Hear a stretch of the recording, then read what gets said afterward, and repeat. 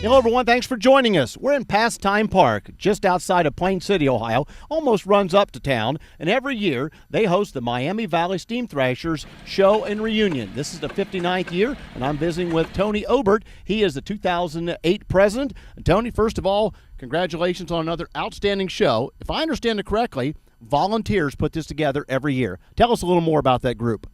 Absolutely, Dale. There's 18 directors that help put this show on. We really rely on the directors, and the membership helps us out a lot. But it takes the directors a year or more than a year. We spend every month we have a meeting the second Sunday of the month, and we make the decisions and pretty much put everything together a year in advance. We've got to handle getting logs in and getting our wheat and just all the business stuff that goes on with the show. It takes quite a bit. Yeah, you think hosting a high school graduation party is tough. You ought to get this put together a year with a bunch of volunteers and weather and everything else. Tell us, first of all, each year you honor a different group of exhibitors. Who are we hosting this year? This year is our feature brand is International Harvester.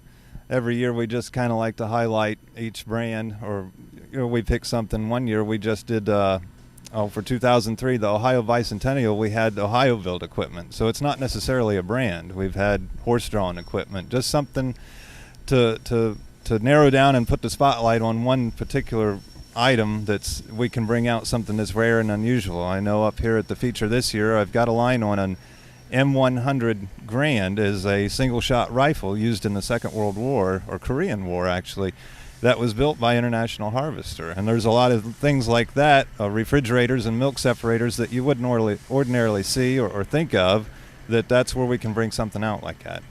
And the folks can probably see the steam engine behind us here kind of repositioning as it gets ready for a demonstration. Do you get a good bit of steam? Because some shows these days have difficulty getting steam guys in. Well, Dale, this show was started by steam engineers, and it's always going to have steam, and this is the core of our show.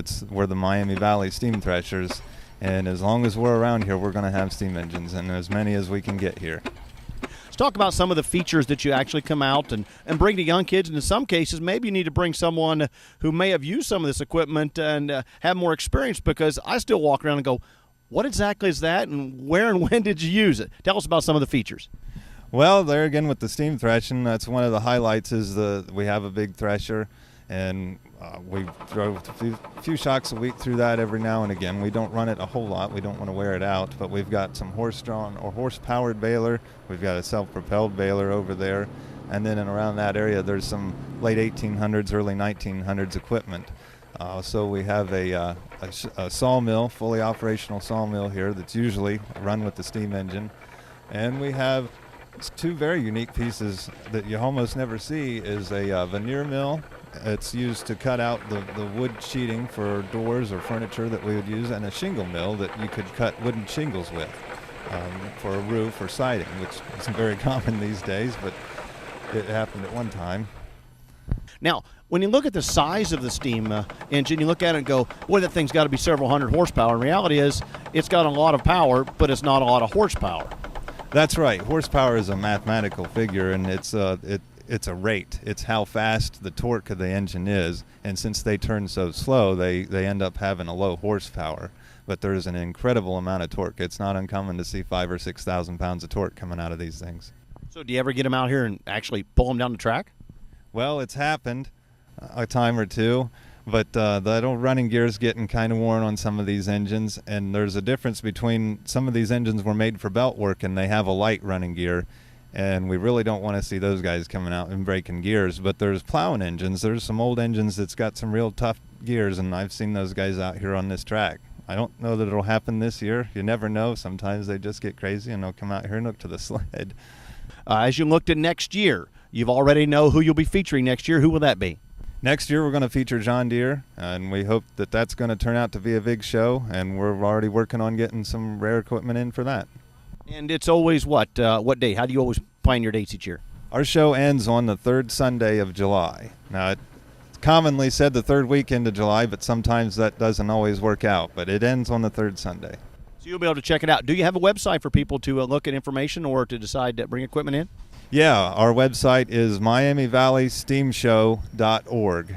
And that's up right now. We've got lots of pictures on there. There's contracts for our vendors are on there, and contacts for the executive board is all on there.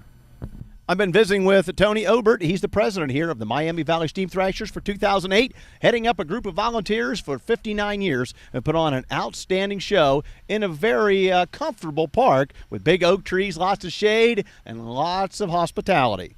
Until next time, I'm Dale Minyo, and I'll see you down the road. Down the Road is brought to you in part by Prince Agra, makers of Omnigen AF, advancing animal nutrition for healthy animals, and Woodruff Enterprise of Springfield, Ohio,